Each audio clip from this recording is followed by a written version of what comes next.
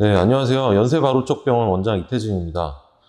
오늘은 저희 정형외과 찾는 환자분들 중에 대부분의 환자분들이 말씀하시는 퇴행성 관절염에 대해서 설명을 드리겠습니다.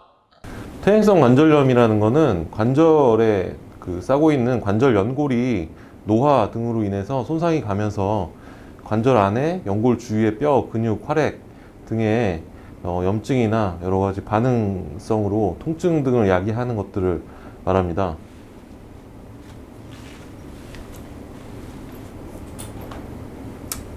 관절염, 퇴행성 관절염의 흔한 원인은 이름에서도 아실 수 있듯이 노화로 인한 것입니다. 근데 이렇게 과사용이라든지 체중이 많이 가거나 습관이 안 좋고 이러면 이런 것들이 더 악화될 수 있고요.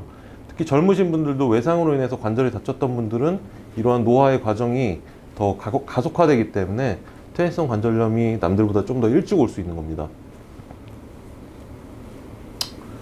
발생 부위는 주로 아무래도 체중을 많이 받게 되는 관절들에서 발생을 하고요. 그래서 과체중이 아주 안 좋은 역할을 한다고 볼 수 있습니다. 대표적으로 무릎이나 척추, 엉덩이 관절 같은 데들이 있고, 상지에서도 손 같은 경우는 우리가 워낙 손을 많이 쓰시니까 손가락이 막 굵어진다든지 두꺼워지고 변형이 오는 등의 관절염이 올 수 있습니다. 발생 빈도는 이제 여자분들한테 좀 더 많이 오고, 주로 이제 노년층에서는 대부분이 다 진단이 될 수 있습니다. 보통 많이들 호소하시는 증상이요. 무릎이 아프고 붓고, 또 앉았다 일어날 때 이제 아이고 소리 내면서 일어나시게 되고, 주로 아침에 일어났을 때 뻑뻑하고 계단 오르내리기 힘들고 이런 증상들을 많이 호소하십니다. 이제 많이들 착각하시는 게 퇴행성 관절염이나 류마티스 관절염이 비슷하게 생각하시는 분들이 많으세요. 근데 이게 완전히 다른 병이거든요. 퇴행성 관절염은 노화 때문에 생기는 병이고, 어떻게 보면은 이제 노화로 인한 정상적인 몸의 반응이라고 볼 수 있겠죠. 류마티스는 병이 아예 다릅니다. 이건 자가 면역 질환이라는 병인데, 쉽게 얘기하면 내 몸의 면역 체계가 내 관절을 공격하는 겁니다. 그래서 두 가지 다 조기에 진단해서 치료하는 게 중요한데, 치료 방법이 아예 다릅니다. 그리고 류마티스 관절염이 있으신 분들도 결국은 나이를 드실 테니까 류마티스 관절염이 있다 하더라도 퇴행성 관절염도 같이 병발을 하게 되는 거죠. 이제 병원에 오시기 전에 이러한 증상들이 있으면 병원에 가야겠다 이렇게 고민을 해보셔야 되는데요. 보통 많이 보시는 게 무릎이 이유 없이 계속 붓는 것 같고 구부리기 좀 불편할 때가 있고, 무릎에서 자꾸 딱딱 소리가 난다든지 구부렸다 폈다 할 때 뻑뻑한 증상이 있고, 특히 많이 호소하시는 게 그냥 평지 걸을 때는 괜찮은데 계단 오르내릴 때, 특히 내릴 때 더 불편하기도 하다, 이런 말씀들 많이 하세요. 그리고 이제 우리나라 왜 시골의 할머니들 보면 다리가 오다리 이렇게 많이 휘신 분들 있지 않습니까? 다리가 점점 휘는 것 같고 발목도 조금씩 신발 밑창이 닳는 게 좀 달라지고, 이런 증상이 보이면 병원에 빨리 오시는 게 좋습니다. 그래서 이 퇴행성 관절염이라는 거는 결국은 노화의 과정으로 점점 진행할 수밖에 없는 병이기 때문에, 저희가 이제 100세 시대라고 해서 나이가 드셔서도 더 왕성한 활동을 하시고 살아야 되는데, 이 관절염을 조기에 진단해서 치료하지 않으면 점점 활동이 힘들어질 수 있기 때문에 빨리 병원에 오셔서 진단을 받고 적절하게 치료하셔서 건강한 삶을 영위하시는 게 중요하다고 보겠습니다. 크게 보면 이제 4단계 정도로 저희가 나누는데요. 연골의 손상 정도에 따라 그 단계를 나누게 됩니다. 처음에는 연골이 조금 닳아서 염증이 생기기 시작하고, 그러면서 그러한 연골 조각들이 떠다니면서 주변에 활막이라든지 뼈, 또 인대나 힘줄 이런 데에다가 영향을 미치면서 염증이 더 심화되는 거죠. 그리고 종국에는 이제 뼈랑 뼈랑 거의 맞닿게 되고 관절의 변형도 심해지고 이런 것들이 오게 됩니다. 흔히 일단 엑스레이로, 무릎 같은 경우는 엑스레이로 4기까지 나눠서 쉽게 진단을 할 수 있습니다. 엑스레이에서는 사실 관절 연골은 보이지 않는데, 이러한 뼈의 변화들을 가지고 저희가 관절염의 기수를 진단을 하게 됩니다. 기본적인 집에서 자가 치료할 수 있는 원칙은, 관절염이 왔을 때는 염증이 생긴 상태고 쉽게 말하면 관절에 성이 난 상태니까 체중 부하가 덜 되는 게 중요합니다. 계속 지팡이를 짚고 다닐 수는 없죠. 어깨도 아파지실 수 있고 팔꿈치도 아파질 수 있으니까 지팡이를 사용하는 게 관절염의 치료라기보다는, 관절염의 급성기에는 체중 부하를 덜 해주는 게 좋습니다. 그리고 오래 서 계시거나 계단 오르내리거나 이런 거를 뭐 우리가 살면서 안 할 수는 없지만 급성기에는 가능한 피하는 게 좋고, 사실 급성기에는 냉찜질이 좋은데 상황에 따라서 온찜질이랑 냉찜질을 번갈아서 해야 될 수도 있습니다. 병원에서 이제 하는 퇴행성 관절염 초기의 치료 방법에는 간단하게는 관절약이라고 하죠. 약물 치료, 그리고 또 물리치료로 통증을 경감시킬 수 있고요. 이 관절염의 초기에서 더 이상 진행을 좀 더디게 할 수 있는 여러 가지 운동요법들이 있습니다. 결국 아까도 말씀드렸듯이 퇴행성 관절염이 호발하는 위치가 체중을 많이 받는 관절들인데, 이 관절의 부하가 많이 가면 갈수록 퇴행이 더 진행될 수밖에 없는 구조거든요. 그래서 관절을 감싸고 있는 근육들이 강해지면 관절의 부하가 좀 줄 수 있습니다. 또 운동을 하면서 체중이 좀 감소하는 효과도 얻을 수 있고, 그래서 관절에 좋은 운동, 나쁜 운동 이런 것도 병원에서 뭐 많이 물어보시는데, 기본적으로는 내 체중이 많이 관절에 가하지 않으면서 근육을 더 쓸 수 있는 운동이 좋습니다. 그래서 수영 같은 경우는 물속에 있으면 부력 때문에 몸무게가 줄어드니까, 또 물속에서 걸으면 평지 걷는 것보다 훨씬 힘드시잖아요. 그래서 이런 경우는 근육을 더 쓰면서 관절의 부하는 적으니까 좋은 운동이라고 할 수 있고, 자전거 같은 경우도, 자전거도 앉아서 쳇바퀴만 돌면 되니까 부상 염려는 별로 없고, 또 내 몸무게가 많든 적든 간에 페달 밟는 그 힘은, 관절에 가하는 힘은 비슷하니까 근육을 많이 쓸 수 있는 운동이니까 이런 건 좋다고 할 수 있고요.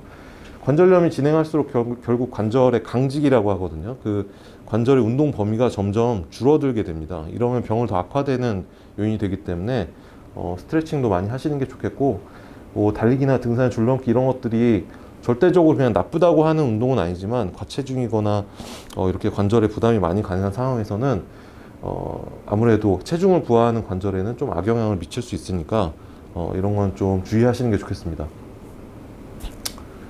중기로 넘어가게 되면 이제 적극적으로 병원 치료가 필요한 시기라고 봐요. 말기로 가면 결국 큰 수술을 하게 되는 경우가 많은데, 중기에서 관리를 잘해서 말기로 안 넘어가게, 아니면 말기로 넘어가더라도 그 시기를 많이 늦출 수 있게 치료를 해야 되는데, 병원에서 많이 치료하는 것에는 이제 주사 치료가 있고요.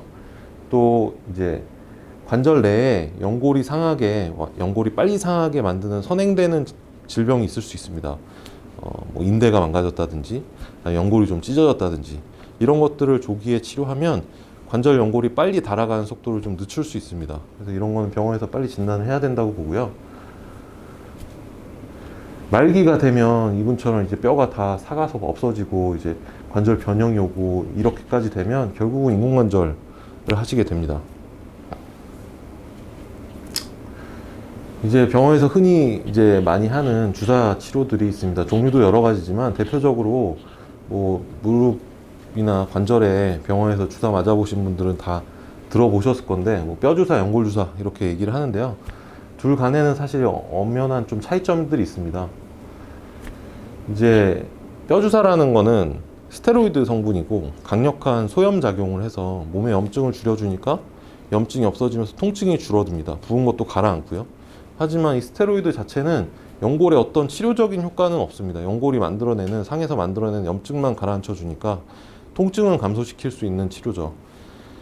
하지만 이 스테로이드는 여러 가지 부작용의 가능성이 있습니다. 그래서 여러 번 맞으면 그 가능성이 점점 올라가서 결국엔 더 안 좋은 결과를 초래할 수 있으니까 적절하게 맞으시는 게 중요하고, 저희 권고사항은 1년에 2, 3회 정도, 그리고 최대한 그 기간을 띄어서 맞을수록 좋다, 이렇게 보시면 되고요. 연골주사라고 이제 병원에서 맞는 주사 중에 연골에 영양성분 주고, 뭐 연골에 기름칠한다, 좀 뻣뻣한 거 좀 부드럽게 한다, 이런 성분의 주사가 있는데, 요거는 실제적으로 연골에 영양성분을 주기도 하고 또 항소염, 항염증 효과가 있기 때문에 이것은 실제적으로 치료 효과가 어느 정도 있다고 볼 수 있습니다. 제일 중요한 거는 스테로이드처럼 여러 번 맞아서 몸에 부작용이 있거나 이러지는 않으니까 이건 안전성이 좀 좋다고 볼 수 있겠습니다. 연골주사는 종류에 따라서 뭐 3번에 나눠서 일주일 간격으로 맞기도 하고, 그게 제일 흔히 쓰이는 것 같고요. 5번에 나눠서 맞기도 하고, 이제 6개월에 한 번 정도 맞는 그런 주사도 있습니다. 어차피 성분이나 이러한 뭐 효과는 비슷한데 본인의 상황에 따라서 맞춰서 맞으시는 게 좋을 것 같고, 연골주사의 효과에서 조금 더 자세히 설명을 드리면, 연골이라는 거, 이제 우리 몸의 조직이 영양분을 먹고, 이제 그 조직에, 다시 할게요. 이 우리 몸의 조직들은 그 피를 통해서 영양분을 공급받고 그 역할을 할 수 있는데, 연골 같은 경우는 핏줄이 통하지 않습니다. 피로부터 연골의 영양분을 받는 게 아니라 관절 안에 있는 관절액이라는 성분이 연골로 스며들면서 영양분을 주게 돼 있어요. 근데 이 연골 주사가 이제 그러한 성분입니다. 한정된 공간에 연골액이 있는데 그 연골액이 더 추가되니까 아무래도 연골로 들어가는 그 영양분이 더 풍부하게 들어갈 수 있는 거죠. 그래서 이제 이러한 연골들을 보호하고 통증을 완화시키고 이러한 작용을 할 수 있습니다. 연골 주사는 종류가 여러 가지 있습니다. 이 검증되어 있는 것을 검증되어 있는 기관에서 맞는 것이 중요하겠고요. 아까 말씀드렸듯이 정상관절의 활액과 유사한 성분으로 관절 보호, 영양 성분을 줄 수 있다는 게 장점이라고 볼 수 있고, 여러 가지 증상들을 완화시킬 수 있습니다. 이제 아까도 말씀드렸듯이 3번 맞는 게 있고 5번 맞는 게 있고 1번 맞는 게 있는데, 주로 1번 맞는 분들은 병원 왔다 갔다 하기 힘드신 분들, 또 이러신 분들이 이런 거는 좀 장점이 있다고 볼 수 있겠습니다. 주사를 맞으면 하루 이틀 정도는 좀 많이 뻐근하거든요. 그래서 아무래도 관절액이 증가하는 만큼 관절에 안에 물이 많이 찬 셈이니까 구부렸다 폈다 할 때 좀 뻐근한 감이 있지만 결국 흡수되면서 없어지는 거니까 그렇게 뭐 우려치 않으셔도 되고, 그날 맞고 나면 밤에 뭐 간단한 샤워 정도는 하셔도 되지만 목욕 같은 거는 좀 감염 가능성이 있으니까 주의하시는 게 좋고, 2, 3일 지났는데도 계속 아프고 붓고 뭐 열감이 있거나 이런 문제가 있으면 그럴 때는 빨리 병원에 오시는 게 좋습니다. 퇴행성 관절염은 결국 노화의 과정이고, 우리가 이제 점점 기본 수명이 올라가면서 퇴행성 관절염을 겪지 않을 분들은 없을 겁니다. 우리가 건강하고 즐겁게 활동을 하면서 살려면 이러한 것들의 진행 방향을 좀 늦추고 예방을 하는 것이 사실은 치료보다 더 중요하다고 볼 수 있거든요. 그래서 좀 안 좋은 동작들은 좀 구부려 앉는 동작, 쪼그려 앉는다 그러죠. 그래서 뭐 의자 생활이나 침대 생활 하시는 게 좋고, 계단이나 언덕길 같은 경우도 오르는 것보다는 내려올 때 체중이 더 많이 쏠리니까 이런 거는 피하실 수 있으면 피하시는 게 좋습니다. 그리고 처음에 이제 급성기 아플 때는 얼음찜질이 좋지만 6주 이상 증상이 되는 만성일 때는 따뜻하게 하는 게 더 좋다고 볼 수 있고요. 근력 강화 운동은 아까도 말씀드렸듯이 뭐 아무리 강조해도 뭐 지나치지 않습니다. 하지만 운동이라는 게 건강하려고 하는 건데 건강을 해치면서까지 이렇게 하시는 과한 운동은 좋지 않다고 보고요. 이제 여자분들은 특히 굽을 높은 걸 신으면 발목만 영향이 있을 것 같지만 결국 하지는 다 일렬로 이어져 있기 때문에 무릎에도 비정상적인 힘이 발생하게 되고, 그래서 관절 연골이 더 빨리 닳는 이러한 안 좋은 영향이 있으니까 이것도 가능한 피하시는 게 좋고요. 그래서 가장 중요한 게 이제 체중 관리 잘 하시고 운동, 그리고 근육 강화시키는 게 퇴행성 관절염의 중요한 점이라고 할 수 있겠습니다. 그리고 이제 뭐 이렇게 생활 습관을 잘 하시고 체중 조절 잘 하셔도 병이 발생한 것 같거나 아까 말씀드린 자가 증상들이 있을 때는 조기에 병원을 발견하면 또 쉽게 막을 수 있는 것들이 많으니까 조기에 병원을 내원하셔서 전문의 상담 받아보시는 게 좋겠습니다. 네, 이러한 운동법이 있고요. 이거는 사실은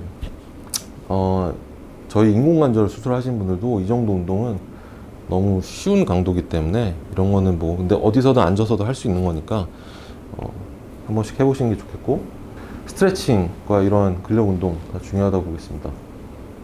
감사합니다.